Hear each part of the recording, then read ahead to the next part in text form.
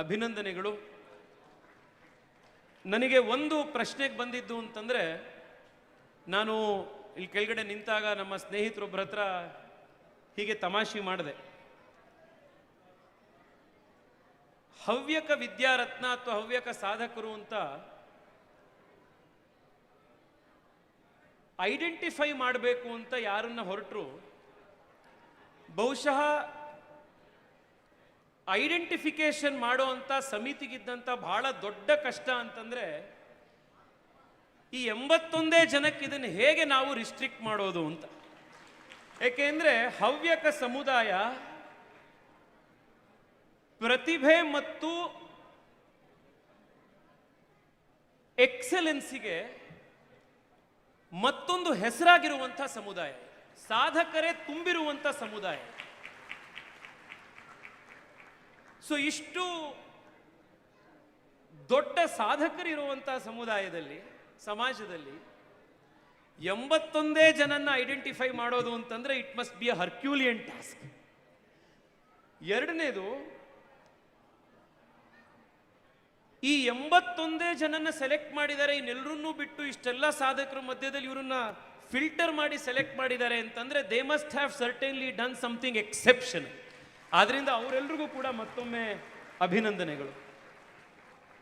ನಾನು ಹಿಂದೆನೂ ಹೇಳಿದ್ದೆ, ಮತ್ತೊಮ್ಮೆ ಅದನ್ನು ಉಚ್ಚಾರಿಸ್ತಿದ್ದೀನಿ. ನಾವು ಕನ್ನಡದಲ್ಲಿ ಹೇಳ್ತಿರ್ತೀವಿ, ಆಡು ಮುಟ್ಟದ ಬೇರಿಲ್ಲ. ಅದೇ ರೀತಿ ಹವ್ಯಕರು ಮಾಡದ ಕ್ಷೇತ್ರದ ಸಾಧನೆ ಇಲ್ಲ. ಯಾವ ಕ್ಷೇತ್ರ ತೆಗೆದುಕೊಳ್ಳಿ. ನಾನು ವಿದ್ಯಾರ್ಥಿ ಪರಿಷತ್ನಲ್ಲಿ ಕೆಲಸ ಮಾಡ್ತಾ ಇದ್ದಂತಹ ಟೈಮ್ನಲ್ಲಿ, ಯುವ ಮೋರ್ಚಾದ ಸಂದರ್ಭದಲ್ಲಿ ಉತ್ತರ ಕನ್ನಡದ ಪ್ರವಾಸ ಮಾಡಿರುವಂಥ ಎಷ್ಟೋ ಹವ್ಯಕರ ಆತ್ಮೀಯ ಸ್ನೇಹಿತರುಗಳ ಮನೆಯಲ್ಲಿ ಉಳಿದಿದ್ದೀನಿ. ಅದೆಷ್ಟು ಲೀಟರ್ ಗಟ್ಟಲೆ ಚಪ್ಪೆ ಚಾಕ್ ಕುಡಿದಿದ್ದೀನೋ ಲೆಕ್ಕನೇ ಇಲ್ಲ. ನನಗೊಂದು ದಿವಸ ಅಂತೂ ಯಾರ ಮನೆಗೆ ಹೋದ್ರೂ ಬೆಳಗ್ಗೆ ಏನ್ ತಿಂಡಿ ಅಂತ ಕೇಳೋದೇ ಬೇಕಿಲ್ಲ, ಎಲ್ಲರೂ ಮನೇಲೂ ದ್ವಾಸೆನೆ, ಬೇರೆ ಈ ಎರಡನೇ ಐಟಮೇ ಇಲ್ಲ.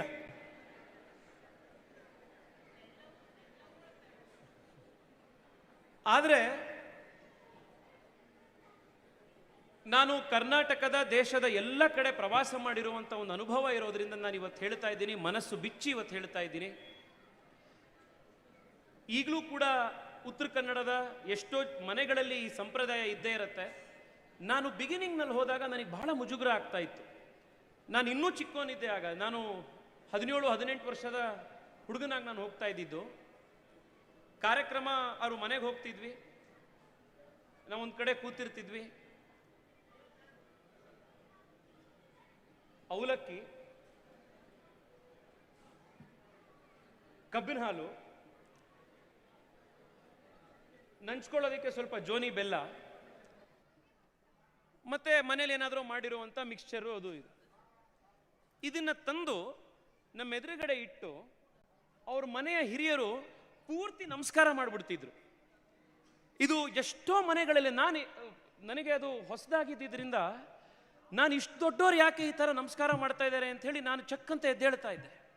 ಆಗ ನಮ್ಮ ಸ್ನೇಹಿತರು ಅಜಿತ್ ಹೆಗಡೆ ಅವರೆಲ್ಲ, ಇಲ್ಲ, ಈ ಕಡೆ ಯಾರೇ ಮನೆಗೆ ಅತಿಥಿಗಳು ಬಂದರೆ ಈ ರೀತಿ ಸತ್ಕಾರ ಮಾಡುವಂಥದ್ದು ಹವ್ಯಕ ಸಂಪ್ರದಾಯ ಅಂತ ನನಗೆ ಹೇಳಿ. ಎಷ್ಟೋ ಮನೆಗಳಲ್ಲಿ ನಾನು ಇದು ನೋಡಿ. ಸಂಸ್ಕೃತಿ ಸಂಸ್ಕಾರ ತುಂಬಿರುವಂಥ ಸಮುದಾಯ ಇದು.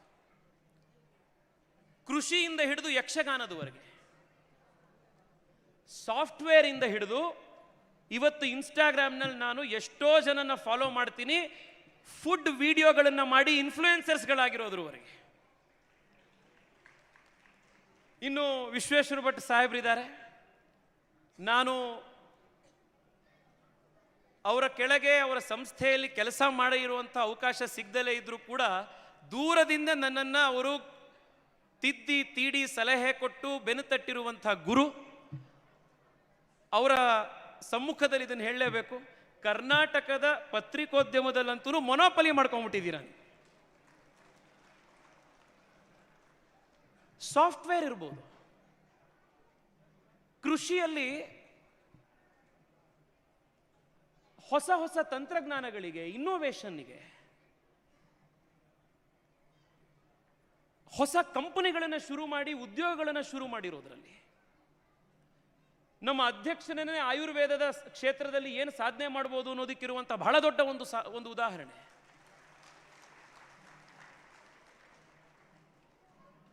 ಇದೆಲ್ಲವೂ ಮಾಡ್ತಾ ಮಾಡ್ತಾ ಜೊತೆಗೆ ಮೊನ್ನೆ ಈಗ ಮಾತನಾಡ್ತಾ ಶರತ್ ಬಚ್ಚೇಗೌಡರು ಬಹಳ ಒಳ್ಳೆ ಮಾತು ಹೇಳಿದ್ರಲ್ಲ ಹೊರಗಡೆ ನಿಂತಾಗ, ಜಪಾನ್ ಬಗ್ಗೆ ನಾವೇನೋ ಮಾತನಾಡ್ತಿದ್ವಿ. ಅವ್ರು ಹೇಳಿದ್ರು Japan is a very unique culture, technologically ಎಷ್ಟು ಮುಂದುವರೆದ್ರೂ ಕೂಡ ಟ್ರೆಡಿಷನ್ ಹಾಗೆ ಇಟ್ಕೊಂಡಿರುವಂಥ ಒಂದು ಕಲ್ಚರ್ ಜಪಾನ್ ಅಂತ ಅವ್ರು ಹೇಳಿದ್ರು. ಕರ್ನಾಟಕದಲ್ಲಿ ಅದಕ್ಕೆ ಯಾರಾದರೂ ಅದೇ ರೀತಿ ಇರುವಂತಹ ಒಂದು ಸಮುದಾಯ ಅಂತಂದ್ರೆ ಟೆಕ್ನಾಲಜಿಯಲ್ಲಿ, ಆಂಟ್ರಪ್ರಿನರ್ಶಿಪ್ ಅಲ್ಲಿ, ಮತ್ತೊಂದರಲ್ಲಿ ಎಲ್ಲದರಲ್ಲಿ ಸಾಧನೆ ಮಾಡೋದ್ರ ಜೊತೆಗೂ ಕೂಡ ನೀವು ರಾಮಚಂದ್ರಾಪುರ ಮಠಕ್ಕೆ ಹೋಗಿ, ಸ್ವರ್ಣವಲ್ಲಿ ಮಠಕ್ಕೆ ಹೋಗಿ, ಯಾವುದೇ ಸಾಂಸ್ಕೃತಿಕ ಕಾರ್ಯಕ್ರಮಕ್ಕೆ ಹೋಗಿ, ದೊಡ್ಡ ಸಂಖ್ಯೆಯಲ್ಲಿ ಸಮುದಾಯದ ಯುವಕರು ಅಲ್ಲಿ ಭಾಗವಹಿಸ್ತಾ ಇರ್ತಾರೆ. Tradition and technology, modernity and tradition ಇದೆರಡನ್ನೂ ಕಾಪಿಟ್ಕೊಂಡು ಬಂದಿರುವಂಥ ಸಮುದಾಯ. ಇವತ್ತು ಮತ್ತೆ ಸಮಾಜಕ್ಕೆ, ದೇಶಕ್ಕೆ ಹವ್ಯಕ ಸಮುದಾಯ ತೋರಿಸ್ಕೊಟ್ಟಿರುವಂಥ ಒಂದು ಬಹಳ ದೊಡ್ಡ ಒಂದು ಮೆಸೇಜ್ ಏನು ಅಂತಂದ್ರೆ, ಸಮಾಜದಲ್ಲಿ ಪ್ರಭಾವವನ್ನು ಬೀರಲಿಕ್ಕೆ, ಇನ್ಫ್ಲೂಯೆನ್ಸನ್ನು ಮಾಡಲಿಕ್ಕೆ ಸಂಖ್ಯೆಯ ಅವಶ್ಯಕತೆ ಇಲ್ಲ. ಸಮಾಜದ ಅಂತಃಸತ್ವ ಮತ್ತು ಎಲ್ಲ ಸಮಾಜಗಳಿಗೆ ಒಳ್ಳೆ ಕೆಲಸ ಮಾಡಬೇಕು ಅನ್ನುವಂಥ ಒಂದು ಉದ್ದೇಶ ಇಂಪಾರ್ಟೆಂಟು ಅನ್ನೋದನ್ನು ಪದೇ ತೋರಿಸಿದೆ. ಸಂಖ್ಯೆ ಬಹಳ ಕಡಿಮೆ ಇದ್ರೂ ಕೂಡ ಸಂಖ್ಯೆಗೆ ಮೀರಿರುವಂಥ ಒಂದು ಡಿಸ್ಪ್ರೊಪೋರ್ಷನೇಟ್ ಇನ್ಫ್ಲೂಯೆನ್ಸ್ ಇವತ್ತು ಹವ್ಯಕ ಸಮಾಜ, ಇವತ್ತು ಕರ್ನಾಟಕ ಮತ್ತು ಭಾರತದ ಸಮಾಜದ ಮೇಲೆ ಹೋಗ್ತಿದೆ. ನಂಗೆ ಅರುಣ್ ಶ್ಯಾಮ್ ಹೇಳ್ತಾ ಇದ್ರು, ದೇಶದಲ್ಲಿ ಅಟ್ಲೀಸ್ಟ್ 10 ರಿಂದ 12 ಹೈಕೋರ್ಟ್ಗಳಲ್ಲಿ ಡೆಸಿಗ್ನೇಟೆಡ್ ಸೀನಿಯರ್ ಅಡ್ವೊಕೇಟ್ಸ್ಗಳು, ಸುಪ್ರೀಂ ಕೋರ್ಟ್, ಇದು ಹೈಕೋರ್ಟ್ಗಳಲ್ಲಿ ನಮ್ಮ ಜಡ್ಜ್ಗಳು ಕೂಡ ಹವ್ಯಕ ಸಮುದಾಯದವರಿದ್ದಾರೆ. ಅಂಡ್ ಇದು ಯಾವುದೂ ಕೂಡ, ಏಕೆಂದರೆ ನಾನು ಸಮಾಜದ ಹಲವಾರು ಜನ ಯುವಕರ ಜೊತೆಗೆ, ಸಾಧಕರ ಜೊತೆಗೆ ಹತ್ತಿರದಿಂದ ಒಡನಾಟ ಹೊಂದುವಂಥ ಅವಕಾಶ ಬಂದಿದ್ರಿಂದ, nothing of this was granted on a silver platter. ಯಾರೂ ಬಂದು ಗಿಫ್ಟ್ ಆಗಿ ಇದನ್ನು ಯಾರಿಗೂ ಕೊಟ್ಟಿದ್ದಲ್ಲ. ಇವತ್ತು ಯಾವುದು ಸಾಧನೆ ಇದೆ ಆ ಸಾಧನೆಯನ್ನ ದುಡಿದು ಪಡ್ಕೊಂಡಿರುವಂಥದ್ದು ಈ ಸಮಾಜದ ವಿಶೇಷತೆ.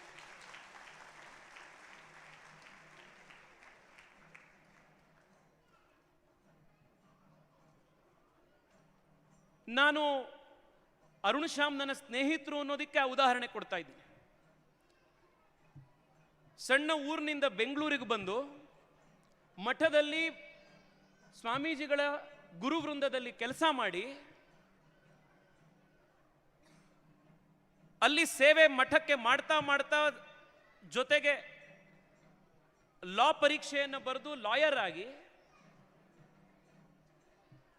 ಬಹುಶಃ ಅರುಣ್ ಶ್ಯಾಮ್ರು ಅವರ ಕೆರಿಯರ್ನಲ್ಲಿ ಫೀಸ್ ಇಸ್ಕೊಂಡು ಮಾಡಿರೋ ಕೇಸ್ಗಿಂತ ಬಿಟ್ಟಿ ಕೇಸೇ ಜಾಸ್ತಿ ಇರ್ಬೋದು.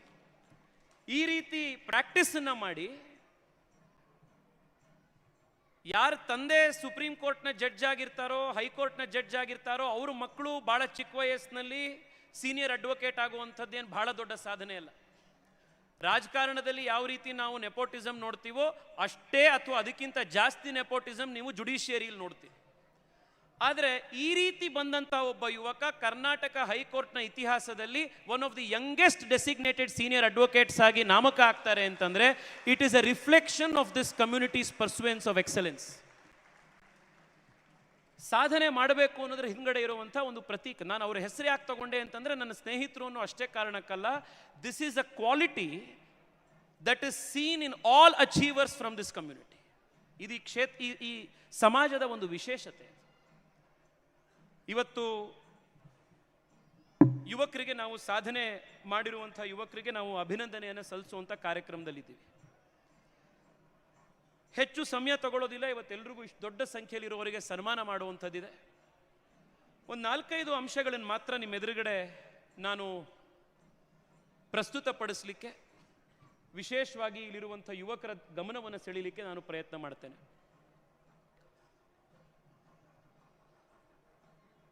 ನಾನು ಆಗಲೇ ಹೇಳಿದೆ,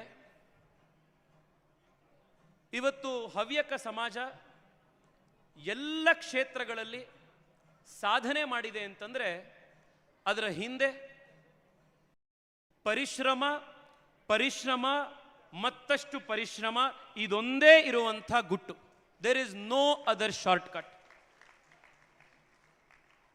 ದ ಪರ್ಸೂಟ್ ಆಫ್ ಎಕ್ಸಲೆನ್ಸ್ ಅಂತ ನಾವು ಇಂಗ್ಲಿಷ್ನಲ್ಲಿ ಕರಿತೀವಿ. ಸಮಾಜವಾಗಿಯೂ ದೇಶವಾಗಿಯೂ ಇವತ್ತು ಭಾರತಕ್ಕೆ ಬಹಳ ಅವಶ್ಯಕವಾಗಿರುವಂಥ ಗುಣ ಇದು. ನಾವೀಗ ಮತ್ತೆ ಮಾತನಾಡ್ತಾ ಇದ್ವಿ ಅದನ್ನೇನೆ, ವಿಶ್ವೇಶ್ವರ ಭಟ್ರು, ಶರತ್ತು, ನಾನು.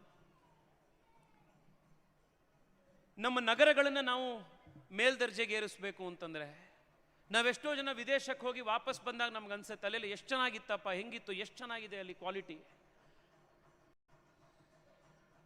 ಈ ಪರ್ಸೂಟ್ ಆಫ್ ಎಕ್ಸಲೆನ್ಸ್ ಇವತ್ತು ಭಾರತ ನಮ್ಮ ಇತಿಹಾಸದಲ್ಲಿ ನಾವು ಗೌರವ ನಮಗೆ ಸಿಕ್ಕಿದೆ ಅಂತ ಆದರೆ, ಸಿವಿಲೈಸೇಷನ್ಗಳನ್ನು ನಾವು ಸ್ಟಡಿ ಮಾಡಿದಾಗ ಮಾನವತೆ ತನ್ನ ಉತ್ಕೃಷ್ಟ ಶಿಖರವನ್ನು ಮುಟ್ಟಿದ್ದು ಭಾರತದಲ್ಲಿ ಅನ್ನೋದಾದರೆ it was because we worship this value of pursuit of excellence.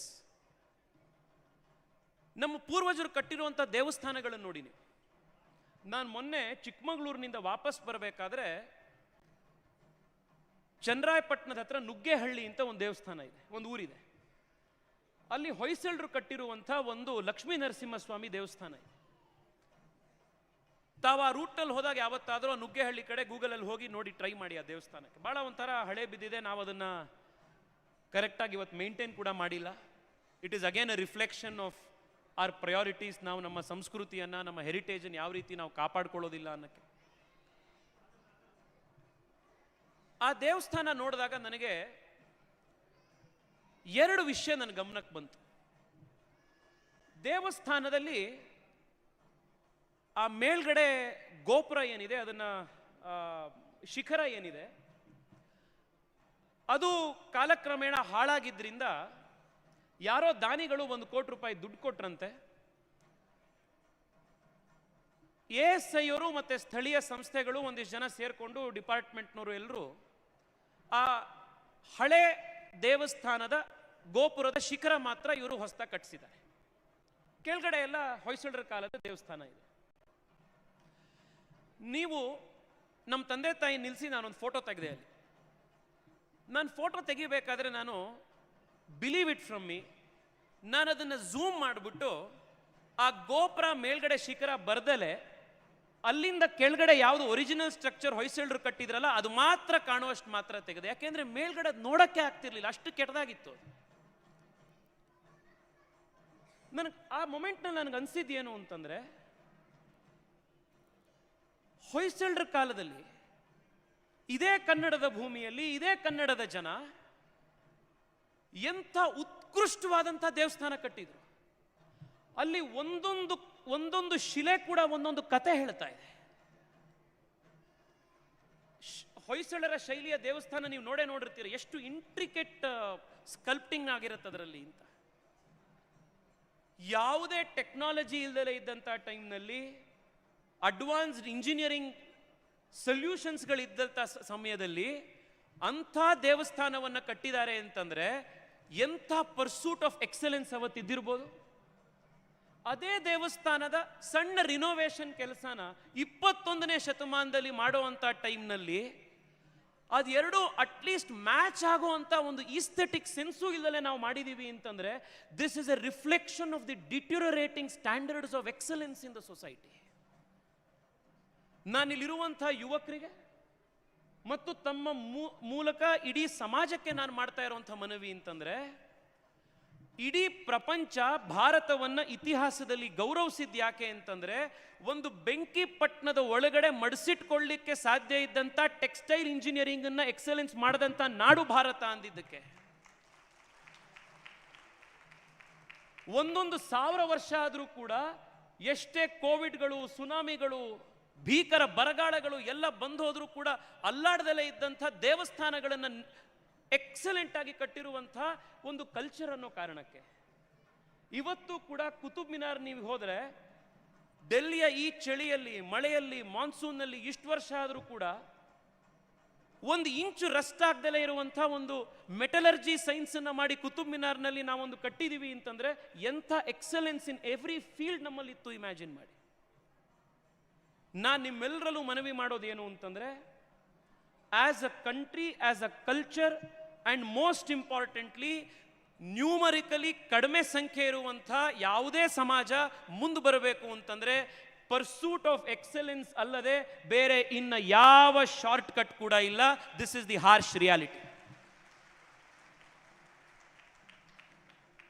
ಇದನ್ನ ನಾವು ಅರ್ಥ ಮಾಡ್ಕೊಳ್ಬೇಕು. ನಮ್ಮ ದಿನನಿತ್ಯದ ನಾವು ಕೃಷಿಲಿರ್ಬೋದು, ಆಂಟ್ರಪ್ರಿನರ್ಶಿಪ್ ಇರ್ಬೋದು, ರಿಸರ್ಚ್ ಇರ್ಬೋದು, ಸಾಫ್ಟ್ವೇರ್ ಇರ್ಬೋದು, ಯಾವ ಕ್ಷೇತ್ರ ನಾವು ಆಯ್ಕೆ ಮಾಡ್ಕೊಳ್ತೀವೋ ಅಲ್ಲಿ ಭಾರತೀಯರೊಬ್ಬರಿದ್ದಾರೆ ಅಂತಂದರೆ, ಹವ್ಯಕ ಸಮಾಜದ ಒಬ್ಬರು ವ್ಯಕ್ತಿ ಇದ್ದಾರೆ ಅಂತಂದರೆ ಎಕ್ಸಲೆನ್ಸಿಗೆ ಅದು ಪರ್ಯಾಯ ಶಬ್ದ ಆಗಬೇಕು. That should be the value that we should imbibe. ಎರಡನೇದು, ನಾನು ಹಿಂದೆ ಕೂಡ ಒಮ್ಮೆ ಮಾತನಾಡ್ತಾ ತಮ್ಮಲ್ಲಿ ನಾನು ಹೇಳಿದ್ದೆ, ಎಲ್ಲೇ ಹೋದರೂ ಎಲ್ಲ ಸಮಾಜದ ಭಾರತದ ಯುವಕರಿಗೆ ನಾನು ಮಾಡ್ತಾ ಇರುವಂಥ ಮನವಿ ಇದ್ದೇನೆ. ಈ ಹಿಂದಿನ ಜನರೇಷನ್, ನಮ್ಮ ತಂದೆ ತಾಯಿ ಜನರೇಷನ್ನಿಗೂ ಇಲ್ಲಿ ವೇದಿಕೆ ಮೇಲಿರುವಂಥ ನಮ್ಮ ಜನರೇಷನ್ಗೂ ಇರುವಂಥ ಒಂದು ತುಂಬ ದೊಡ್ಡ ವ್ಯತ್ಯಾಸ ಅಂತಂದರೆ, we are living in a very very fortunate time. ನೀವು ಒಂದ್ಸತಿ ನಿಮ್ಮ ತಂದೆ ತಾಯಿಗಳ ಹತ್ರ ಅಥವಾ ಹಿರಿಯರ ಹತ್ರ ನೀವು ಕೇಳಿ, ಬರೀ 30-35 ವರ್ಷದ ಹಿಂದೆ ಎಷ್ಟು ಕಷ್ಟ ಇತ್ತು ದೇಶದಲ್ಲಿ ಅಂತ. ಶಿಕ್ಷಣಕ್ಕೆ ಎಷ್ಟು ಕಷ್ಟಪಡಬೇಕಿತ್ತು. ಎಷ್ಟೋ ಮನೆಗಳಲ್ಲಿ ಈಗಲೂ ಕೂಡ ವಾರದನ್ನದ ಕಥೆ ಹೇಳುವಂಥ ಎಷ್ಟೋ ಜನ ಇದ್ದಾರೆ. ಬುಧವಾರ ಒಬ್ರು ಮನೇಲಿ ಊಟ ಮಾಡಿದ್ವಿ, ಗುರುವಾರ ಒಬ್ರು ಮನೇಲಿ ಊಟ ಮಾಡಿದ್ವಿ. ಅಂಡ್ ಇದು ಒಂದು ಸಮುದಾಯಕ್ಕೆ ಮತ್ತೊಂದು ಸಮುದಾಯಕ್ಕೆ ಅಂತಿರಲಿಲ್ಲ, ಇಡೀ ದೇಶದಲ್ಲಿ ಅಷ್ಟು ಬಡತನ ಇತ್ತು, ಅಷ್ಟು ಕಷ್ಟ ಇತ್ತು. ಸೊ ಸಹಜವಾಗಿ ಅಷ್ಟು ಸವಾಲುಗಳಿದ್ದಂಥ ಜನರೇಷನ್ನಲ್ಲಿ you cannot expect the risk appetite to be as high as this generation. ಸಹಜವಾಗಿ ಅವರಿಗೆ ಅಯ್ಯೋ ನಮಗೆಲ್ಲೋ ಒಂದು ಸಣ್ಣದೊಂದು ಬ್ಯಾಂಕ್ ಕೆಲಸ ಸಿಕ್ಕಿದ್ರೆ ಸಾಕಪ್ಪ, ಹೆಂಗೋ ಮನೇಲಿರುವಂಥ ಇಬ್ಬರು ತಂಗಿರ್ ಮದುವೆ ಮಾಡ್ಬೋದು, ಇನ್ನೂ ಮನೇಲಿ ಎಷ್ಟೋ ಜವಾಬ್ದಾರಿ ಇದೆ ಅದನ್ನ ನಡೆಸ್ಬೋದು. ಈ ಎಲ್ಲ ಸವಾಲುಗಳು ಅವ್ರಿಗಿತ್ತು. ನಮಗಿರೋಂಥ ಕುಶನ್ನು ಬಫರ್ ಅವ್ರಿಗಿರಲಿಲ್ಲ. ಆದರೆ ಇವತ್ತಿನ ಜನರೇಷನ್ನಿಗೆ we have a unique advantage. ನಮ್ಮ ತಂದೆ ತಾಯಿಗಳು, ನಮ್ಮ ಮನೆಯವರು 30 ವರ್ಷಕ್ಕೆ ಕಂಪೇರ್ ಮಾಡಿದ್ರೆ ಇವತ್ತು ನಾವೆಲ್ಲ ಸಾಕಷ್ಟು ಮುಂದೆ ಬಂದಿದ್ದೀವಿ. We have some kind of a safety net. So it is this generation's responsibility to take risks and become entrepreneurs and create wealth for the country. ಇದು ನಮ್ಮ ಜವಾಬ್ದಾರಿ. ನಮ್ಮ ಹಿಂದಿನ ತಲೆಮಾರು ಅದನ್ನು ಮಾಡ್ಲಿಕ್ಕಾಗಲಿಲ್ಲ ಅಂತಂದ್ರೆ they had valid excuses. But ನಮಗೆ ಯಾವುದೇ ಎಕ್ಸ್ಕ್ಯೂಸ್ ಇಲ್ವೇ ಇಲ್ಲ. ಅವ್ರಿಗೆ ಮನೆ ಕೂಡ ಇರಲಿಲ್ಲ. ಇವತ್ತು ಎಷ್ಟೋ ಜನಕ್ಕೆ ಆಗಿನ ಸ್ಥಿತಿ ಕಂಪೇರ್ ಮಾಡಿದ್ರೆ ಬಹಳಷ್ಟು ಮುಂದುವರೆದಿದೆ, ಇಡೀ ದೇಶ ಮುಂದುವರೆದಿದೆ. ಇವತ್ತು Bharat, we are a $2,000 per capita income economy. ಮುಂದುವರಿದ ರಾಷ್ಟ್ರ ಆಗಬೇಕು, ಪ್ರಧಾನಮಂತ್ರಿಗಳು ಹೇಳಿರೋ ಹಂಗೆ ವಿಶ್ವಗುರು ಭಾರತ ಆಗಬೇಕು ಅಂತಂದ್ರೆ ನಾವು ಕಡಿಮೆ ಅಂದ್ರೂ ಕೂಡ ಚೈನಾದ ಈಗಿನ ಲೆವೆಲ್ಗೆ ನಾವು ಬರಬೇಕು ಅಂದ್ರೂ ಕೂಡ ನಾವು $10,000 ಪರ್ ಕ್ಯಾಪಿಟಾ ಇನ್ಕಮ್ ಇಕಾನಮಿ ಆಗಬೇಕು.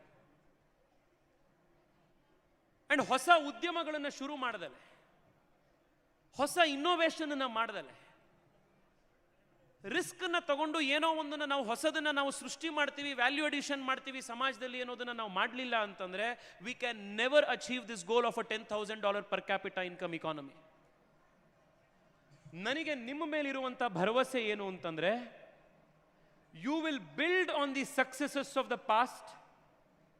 ಅಂಡ್ ಹಿಂದೆ ನಾವು ಏನು ಸಾಧನೆ ಮಾಡಿದ್ವೋ, ನಮ್ಮ ಹಿಂದಿನ ತಲೆಮಾರು ಏನು ಸಾಧನೆ ಮಾಡಿದೆಯೋ ಅದರ 100 ಪಟ್ಟು ಸಾಧನೆ ಮಾಡುವಂಥ ಅವಕಾಶ ಈ ಜನರೇಷನ್ನಿಗಿದೆ.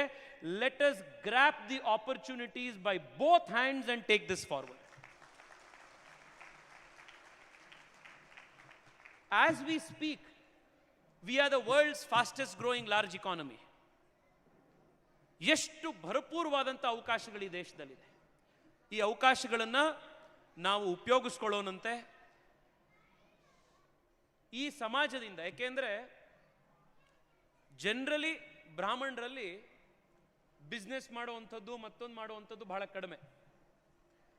ಆದರೆ ಅದಕ್ಕೆ ಒಂದು ರೀತಿ ಎಕ್ಸೆಪ್ಷನ್ ಅಂತಂದರೆ ಆ ಆಂಟ್ರಪ್ರನೋರಲ್ ಎಬಿಲಿಟಿ ನಾವು ಹವ್ಯಕ ಸಮಾಜದಲ್ಲಿ ನೋಡಿದ್ವಿ. ಬಟ್ ನಾವು ಇಷ್ಟಕ್ಕೆ ಕಾಂಪ್ಲೆಸೆಂಟ್ ಆಗಬಾರ್ದು, ಇಷ್ಟಕ್ಕೆ ನಾವು ಬಹಳ ಸಂತುಷ್ಟರಾಗಬಾರ್ದು. ಲಕ್ಷಾಂತರ ಜನಕ್ಕೆ ಉದ್ಯೋಗ ನೀಡುವಂಥ, ದೇಶಕ್ಕೆ ಮಿಲಿಯನ್ ಗಟ್ಟಲೆ ಡಾಲರ್ಗಳನ್ನು ಅರ್ನ್ ಮಾಡುವಂಥ, ಸಮಾಜದಲ್ಲಿ ಹೊಸ ಹೊಸ ಟೆಕ್ನಾಲಜಿಗಳನ್ನು ಇನ್ನೋವೇಷನನ್ನು ತಂದು ಲಕ್ಷಾಂತರ ಕೋಟ್ಯಾಂತರ ಜನರ ಜೀವನದಲ್ಲಿ ಒಂದು ಪಾಸಿಟಿವ್ ಇಂಪ್ಯಾಕ್ಟ್ ಅನ್ನು ಮಾಡಬಲ್ಲಂಥ ಒಂದು ಅಂತಃಶಕ್ತಿ ಈ ಸಮಾಜದ ಯುವಕರಲ್ಲಿದೆ. ಅದನ್ನು ನಾವು ಗೌರವಿಸ್ಕೊಂಡು ನಾವು ಅದರ ಮೇಲೆ ಕೆಲಸ ಮಾಡಬೇಕಿದೆ. This is my very very sincere request. ಹಿಂದೆ ನೀವು ಒಂದು ಬಿಸ್ನೆಸ್ ಮಾಡಬೇಕು ಅಂತಂದ್ರೆ ನಿಮಗೆ 5 ಲಕ್ಷ ರೂಪಾಯಿ ಲೋನ್ ಹುಟ್ಟಿಸೋದು ಕಷ್ಟ ಆಗ್ತಾ ಇತ್ತು. ಇವತ್ತು ನಿಮಗೆ ಸರ್ಕಾರದ stand up India, startup India, Mudra ಯೋಜನೆ ಲೋನ್ಸ್ಗಳು, VCಗಳು, ಏಂಜಲ್ ಇನ್ವೆಸ್ಟರ್ಸ್ಗಳು, ಎಷ್ಟು ದೊಡ್ಡ ಈಕೋಸಿಸ್ಟಮ್ ಇವತ್ತು ದೇಶದಲ್ಲಿ ಇಂಪ್ರೂವ್ ಆಗ್ತಾ ಇದೆ. ಇದ್ರ ಕಡೆಗೆ ನಾವು ಹೋಗಬೇಕು.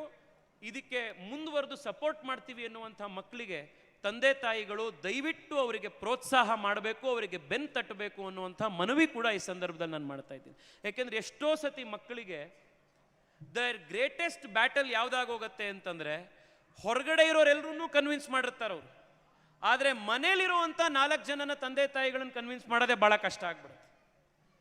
ವರ್ಕೌಟ್ ಆಗಲಿಲ್ಲ ಅಂದರೆ it's okay. We must be okay to fail and we must be okay to rebuild. ಅವಾಗ ಮಾತ್ರ ದೊಡ್ಡ ದೊಡ್ಡ ಸಾಧನೆಗಳನ್ನು ಮಾಡಲಿಕ್ಕೆ ಸಾಧ್ಯ ಆಗೋದು. ಆ ಕಲ್ಚರ್ಗೂ ಕೂಡ ತಂದೆ ತಾಯಿಗಳು ಮಕ್ಕಳಿಗೆ ಸಹಾಯ ಮಾಡಬೇಕು ಅಂತ ನಾನು ಮನವಿ ಮಾಡ್ತಾ ಇದ್ದೀನಿ ಈ ಸಂದರ್ಭದಲ್ಲಿ. ನನ್ನ ಕಡೆಯ ಒಂದು ರಿಕ್ವೆಸ್ಟ್ ಇದೆ. ನೀವೆಲ್ಲರೂ ಕಳೆದ ಕೆಲವು ದಿವಸಗಳಿಂದ ನ್ಯೂಸ್ ಪೇಪರ್ನಲ್ಲಿ 2-3 ದಿವಸದಿಂದ ಯು ಮಸ್ಟ್ ಬಿ ಫಾಲೋಯಿಂಗ್ ಅಮೆರಿಕಾದಲ್ಲಿ ಏನು ನಡೀತಾ ಇದೆ ಚರ್ಚೆ ಅಂತ. ಅಮೆರಿಕಾದಲ್ಲಿ ಟ್ರಂಪು 2-3 ದಿವಸದ ಹಿಂದೆ ಭಾರತದಲ್ಲಿ ಹುಟ್ಟಿರುವಂಥ ಶ್ರೀರಾಮ್ ಕೃಷ್ಣನ್ ಅನ್ನುವಂಥ ಒಬ್ಬ ಇಂಜಿನಿಯರನ್ನ ಅಮೆರಿಕ ದೇಶದ ಆರ್ಟಿಫಿಷಿಯಲ್ ಇಂಟೆಲಿಜೆನ್ಸ್ ಫ್ರೇಮ್ವರ್ಕ್ ಅನ್ನ, ರೆಗ್ಯುಲೇಷನ್ ಅನ್ನ ಹೆಡ್ ಮಾಡುವಂಥ ಒಂದು ಬಹಳ ಇಂಪಾರ್ಟೆಂಟ್ ಪೊಸಿಷನ್ಗೆ ಅಪಾಯಿಂಟ್ ಮಾಡಿದ್ರು. ಟ್ವಿಟ್ಟರ್ನಲ್ಲಿರೋರು ಮತ್ತೆ ಗ್ಲೋಬಲ್ ನ್ಯೂಸ್ನ ಫಾಲೋ ಮಾಡ್ತಾ ಇರೋರು ನಿಮಗೆ ಗೊತ್ತಿರುತ್ತೆ. ಕಳೆದ 3 ದಿವಸದಲ್ಲಿ the amount of racism, the amount of hate that this just single appointment has generated, unbelievable.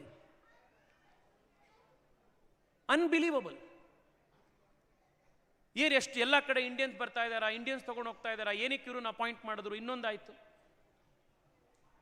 ನೀವು ಯೋಚನೆ ಮಾಡಿ, ಇದಕ್ಕಿಂತ ಇಂಪಾರ್ಟೆಂಟ್ ಪೋಸ್ಟಿಗೆ ಇಲಾನ್ ಮಸ್ಕನ್ನ ಅಪಾಯಿಂಟ್ ಮಾಡಿದ್ದಾರೆ.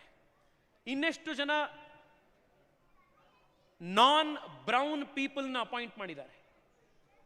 ಎಷ್ಟೋ ಜನ ಬೇರೆ ದೇಶದಲ್ಲಿ ಹುಟ್ಟಿರುವಂಥ ಹಿಸ್ಪ್ಯಾನಿಕ್ಸನ್ನ, ವೈಟ್ಸನ್ನ ಅಪಾಯಿಂಟ್ ಮಾಡಿದ್ದಾರೆ.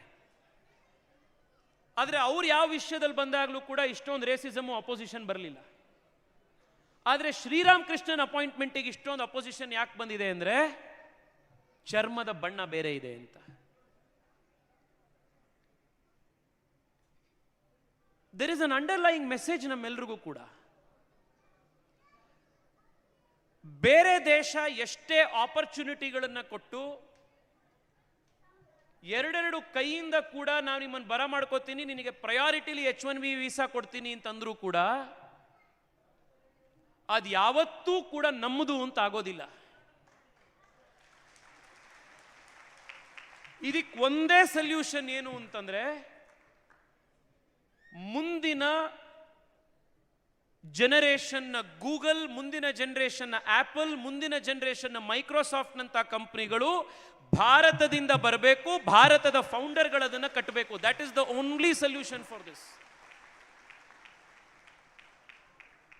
ನಾವು ಇವತ್ತು ಮಾತನಾಡ್ತಾ ಇದ್ವಿ, ನನಗೆ ಕಳೆದೊಂದು 4-5 ದಿವಸದಿಂದ ನನ್ನ ಯಾವ DM ಓಪನ್ ಮಾಡಿದ್ರು ಸಾವಿರಾರು message, thank you US consulate ತಗೊಂಬಂದಿದ್ದಕ್ಕೆ ಬೆಂಗಳೂರಿಗೆ ಅಂತ. US ಕಾನ್ಸುಲೇಟ್ ಬೆಂಗಳೂರಿಗೆ ಬಂದಿದ್ದು ಸಂತೋಷ ಇದೆ. ಬಟ್ ನನಗೆ ಇನ್ನೊಂದು ಆಶ್ಚರ್ಯ ಆಗಿದ್ದು, ಫ್ಲಿಪ್ ಸೈಡ್ ನಾನು ಕೌಂಟರ್ ಇಂಟ್ಯೂಟಿವ್ ಅಲ್ಲಿ ನೋಡಿದಾಗ ಇಷ್ಟೊಂದು ಜನ ತುದಿಗಾಲಲ್ಲಿ ನಿಂತಿದಾರಲ್ಲಪ್ಪ, ಬಂದ್ರೆ ಅವಕಾಶ ಸಾಕು ಓಡೋಗ್ಬಿಡೋಣ ಅಮೆರಿಕಾಗೆ ಅಂತ. I am not saying everything is right in India, but the responsibility to fix things in India is ours, nobody else's. ಇದು ನಮ್ಮ ಜವಾಬ್ದಾರಿ. And the example of Sriram Krishnan's appointment is a glaring example ನಮಗೆ. ನೀನು ಎಷ್ಟೇ ಸಾಧನೆ ಮಾಡಿರ್ಬೋದು, ಎಂಥ ಹೈ ಸ್ಕಿಲ್ಡ್ ಇರ್ಬೋದು, ನೀನು ಏನೇ ಇರ್ಬೋದು, ಬಟ್ ಫ್ರಂಟ್ ಲೈನಿಗೆ ನಿಮ್ಮನ್ನು ತಗೊಂಡು ಬರ್ತೀವಿ ಅಂದಾಗ ಒಂದು ಕಲ್ಚರಲ್ ರೆಸಿಸ್ಟೆನ್ಸ್ ಅಲ್ಲಿ ಕೂಡ ಕಾಣುತ್ತೆ ಅಂತ. ಆ ಕಲ್ಚರಲ್ ರೆಸಿಸ್ಟೆನ್ಸ್ ಪ್ರಪಂಚದ ಎಷ್ಟೋ ದೇಶಗಳನ್ನು ನಾವು ನೋಡ್ತೀವಿ. ಬಟ್ ಅದನ್ನು ನಾವು ಬಗೆಹರಿಸಬೇಕು ಅಂತಂದರೆ ನಮ್ಮ ದೇಶದಲ್ಲಿ ಈ ಮಟ್ಟದ ಕಂಪನಿಗಳನ್ನು, ಇನ್ಸ್ಟಿಟ್ಯೂಷನ್ಸನ್ನು ನಾವಿವತ್ತು ಕಟ್ಟಬೇಕಾಗಿದೆ. ಇದು ನಾನು ನಿಮ್ಮಲ್ಲಿ ಮಾಡ್ತಾ ಇರುವಂಥ ಮನವಿ. I am trying to give a big picture of what we need to do. ಕಡೆಯದಾಗಿ ಒಂದು ಮನವಿ ಇದೆ. ನಾನು I think I have already overshot my time. ನಾನು ನಿಮ್ಮಲ್ಲಿ ಒಂದು ರಿಕ್ವೆಸ್ಟು, ನಾನು ಆಗಲೇ ಬಿಗಿನಿಂಗ್ನಲ್ಲೂ ಹೇಳಿದೆ, ಈ ಸಮಾಜದ ವಿಶೇಷತೆ ಅಂತಂದರೆ ಎಷ್ಟೇ ಮಾಡರ್ನಿಟಿ ಇದ್ರೂ ಕೂಡ, ಎಷ್ಟೇ ಆಧುನಿಕತೆ ಇದ್ರೂ ಕೂಡ ನಮ್ಮ ಸ್ವಂತಿಕೆಯನ್ನು, ಸ್ವಂತ ಸಂಸ್ಕೃತಿಯನ್ನು ಕಾಪಿಟ್ಕೊಂಡಿರುವಂಥ ಸಮಾಜ ಇದು ಅಂತ. ನನಗೆ ಬಹಳ ಖುಷಿ ಮತ್ತು ನನ್ನ ಮನವಿ ಅಂತಂದರೆ, ನಾವು ಎಲ್ಲ ಸಾಧನೆ ಮಾಡೋದ್ರ ಜೊತೆಗೆ ಇವತ್ತಿನ ದೇಶದ, ಇವತ್ತಿನ ಕಾಲಘಟ್ಟಕ್ಕೆ ಬೇಕಾಗಿರುವಂಥ ಎಲ್ಲ ಆಧುನಿಕತೆಗೆ ತೆರೆದುಕೊಳ್ಳೋದ್ರ ಜೊತೆಗೆ ನಾವೆಲ್ಲಿಂದ ಬಂದ್ವಿ ಮತ್ತು ನಾವು ಯಾರು ಅನ್ನುವಂಥ ಬೇರುಗಳನ್ನು ಮಾತ್ರ ನಾವು ಯಾವ ಕಾರಣಕ್ಕೂ ಮರಿಬಾರದು. That is what makes us unique, that is what makes us special. ನನ್ನ 3 ರಿಕ್ವೆಸ್ಟ್ ಇದೆ ನಿಮಗೆ, 3 ರಿಕ್ವೆಸ್ಟ್. ವಿಶೇಷವಾಗಿ ಇಲ್ಲಿರುವಂಥ ಯುವಕರಲ್ಲಿ ನನ್ನ ಮನವಿ ಇದೆ. ನಾನು ಇತ್ತೀಚೆಗೆ ಉತ್ತರ ಕರ್ನಾಟಕದ ನನಗೆ ಈ ಉತ್ತರ ಕರ್ನಾಟಕದ ಊಟ ಬಹಳ ಇಷ್ಟ. ನಾನು ಮೊನ್ನೆ ನಮ್ಮ ಸ್ನೇಹಿತರೊಬ್ಬರು ಮನೆಗೆ ಹೋಗಿದ್ದೆ. ಅವ್ರ ಮನೇಲಿ ಊಟ ಮಾಡ್ತಾ ನಾನು ಕೇಳಿದೆ, ಅವನು ಇತ್ತೀಚೆಗೆ ಮದುವೆ ಆಗಿದ್ದ. ನಾನು ಅವನಿಗೆ ಕೇಳಿದೆ, ಯಾರು ಮಾಡಿದ್ದಪ್ಪ, ನಿನ್ನ ಹೆಂಡತಿ ಮಾಡಿದ್ದ, ಅಮ್ಮ ಮಾಡಿದ್ದ ಅಂತ. ಆಗ ಅವನು ಹೇಳ್ದ, ನನ್ನ ಹೆಂಡತಿಗೆ ರೊಟ್ಟಿ ಬಡಿಲಿಕ್ಕೆ ಬರಲ್ಲ, ಲಟ್ಟಣಿಗೆಯಲ್ಲಿ ಮಾಡ್ತಾಳೆ, ಆದರೆ ರೊಟ್ಟಿ ಅಮ್ಮ ಬಡದು ನನಗೆ ಕೊಟ್ಟಿರೋದು, ಅಮ್ಮಂಗೆ ಮಾತ್ರ ರೊಟ್ಟಿ ಮಾಡಕ್ಕೆ ಬರೋದು. ನಾನು ಕೇಳಿದೆ, ಅಯ್ಯೋ ನೆಕ್ಸ್ಟ್ ನಮಗೆಲ್ಲ ರೊಟ್ಟಿ ಹೆಂಗಪ್ಪ, ಯಾರಿಗೂ ಬರಲೇ ಇಲ್ಲ ಅಂದರೆ ಅಂತ.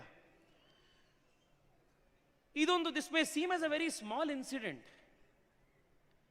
ಬಟ್ ನಾವು ಎಷ್ಟೋ ವರ್ಷಗಳಿಂದ, ಶತಮಾನಗಳಿಂದ ಬಂದಿರುವಂಥ ನಮ್ಮ ಕಲ್ಚರಲ್ ಪರಂಪರೆ, ಫುಡ್ ಹ್ಯಾಬಿಟ್ಸು, ಇದನ್ನೆಲ್ಲ ನಾವು ಅಳವಡಿಸ್ಕೊಳ್ಳದಲ್ಲೇ ಕಳ್ಕೊಂಡು ಬಿಡ್ತೀವಿ ಆ್ಯಂಡ್ ಸಾಂಸ್ಕೃತಿಕವಾಗಿ ಬಡವರಾಗ್ಬಿಡ್ತೀವಿ. ನಾನು ನಿಮ್ಮಲ್ಲಿ ಮಾಡ್ತಾ ಇರುವಂಥ ಮನವಿ ಇಷ್ಟು, ಏಕೆಂದರೆ ಹವ್ಯಕ ಸಮಾಜದ ಎಷ್ಟೋ ವಿಶೇಷತೆಗಳಿದೆ. ಅದು ಈ ಸಮಾಜಕ್ಕೆ ಮಾತ್ರ ಇರುವಂಥ ಯುನೀಕ್ ಕ್ವಾಲಿಟೀಸ್. ಅದು ನಿಮ್ಮ ಅಡುಗೆಗಳು. ನಾನು ಮೊನ್ನೆ ತಂಬುಳಿ ಮನೆ ಇನಾಗ್ರೇಟ್ ಮಾಡಿದಾಗ ಅಂದ್ಕೊಂಡೆ, ಏನಪ್ಪ ತಂಬುಳಿಲಿ ಇಷ್ಟೊಂದು ಇನ್ನೋವೇಷನ್ನು, ಡೈವರ್ಸಿಟಿಫಿಕೇಶನ್ ಮಾಡಿದಾರಲ್ಲ ಇವರು ಅಂತ. ಇದು ಒಂದೊಂದು ಸಮುದಾಯದ ವಿಶೇಷತೆ. ಅದು ನನ್ನ ರಿಕ್ವೆಸ್ಟ್ ನಿಮ್ಮಲ್ಲಿ ಅಂತಂದರೆ, ನೀವು ಎಲ್ಲಾದರೂ ಹೋಗಿ, ದೇಶದ, ಪ್ರಪಂಚದ ಯಾವುದೇ ಮೂಲೆಯಲ್ಲಿ ಹೋಗಿ, ನಮ್ಮ ಊಟದ, ನಮ್ಮ ಸ್ವಾದ ಮತ್ತು ನಮ್ಮ ಊಟದ ಒಂದು ಕಲ್ಚರ್ ಏನಿದೆ, ದಯವಿಟ್ಟು ಅದನ್ನು ನೀವು ನಿಮ್ಮ ಮನೆಗಳಲ್ಲಿ ಕಾಪಿಟ್ಕೊಳ್ಳಿ. That makes us so special.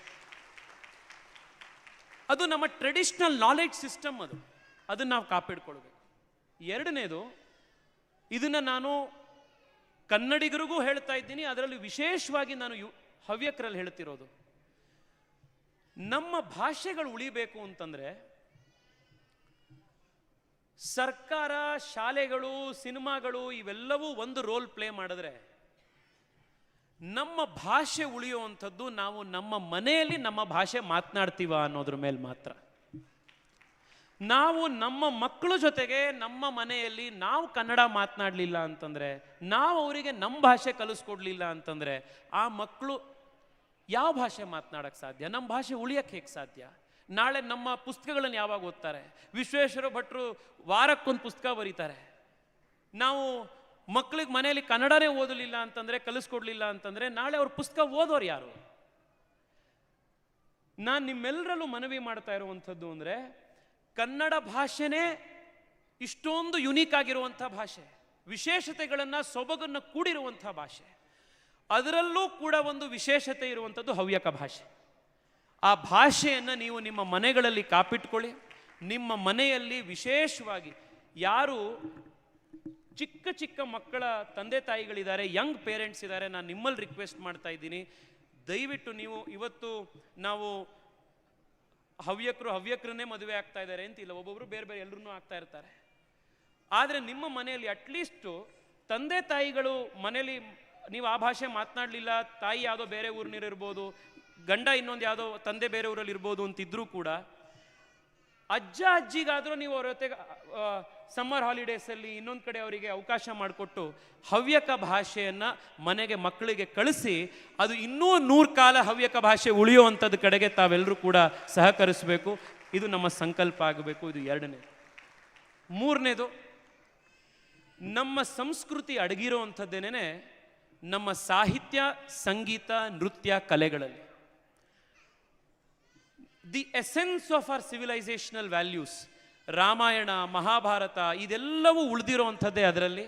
ದಯವಿಟ್ಟು ಮಕ್ಕಳಿಗೆ ಚಿಕ್ಕ ವಯಸ್ಸಿಂದನೇ ನೀವು ಸಂಗೀತ, ನೃತ್ಯ, ಕಲೆ, ಸಾಹಿತ್ಯ ಇದಕ್ಕೆ ಕಲಿಸಿ 10ನೇ ಕ್ಲಾಸ್ ಬಂತು ಅಂತ ದಯವಿಟ್ಟು ಅವ್ರನ್ನ ಬಿಡಿಸೋಕ್ಕೆ ಹೋಗಬೇಡಿ. ಅದೆಲ್ಲವನ್ನೂ ಮಾಡುವಂಥ ಒಂದು ಎಬಿಲಿಟಿ ನಮ್ಮ ಮಕ್ಕಳಲ್ಲಿರುತ್ತೆ. ನೀವು ಸಂಗೀತ ಸಾಹಿತ್ಯಗಳನ್ನು ಕಲಿಸಿರೋವಂಥ ಮಕ್ಕಳ ಓವರ್ ಆಲ್ ಕಲ್ಚರಲ್ ಔಟ್ಲುಕ್ಕೇ ಚೇಂಜ್ ಆಗೋಗಿರುತ್ತೆ. ದಯವಿಟ್ಟು ಇವೆಲ್ಲವನ್ನು ನಾವು ಮಾಡೋದ್ರ ಜೊತೆಗೆ ನಾವು ಆಧುನಿಕತೆಯನ್ನು ಅಪ್ಕೊಳ್ತೇವೆ, ನಮ್ಮ ಟ್ರೆಡಿಷನ್ನು ಕೂಡ ನಾವು ಜೊತೆಗಿಟ್ಕೊಂಡು ಮುಂದೆ ಹೋಗಲಿಕ್ಕೆ ಸಾಧ್ಯ ಇದೆ.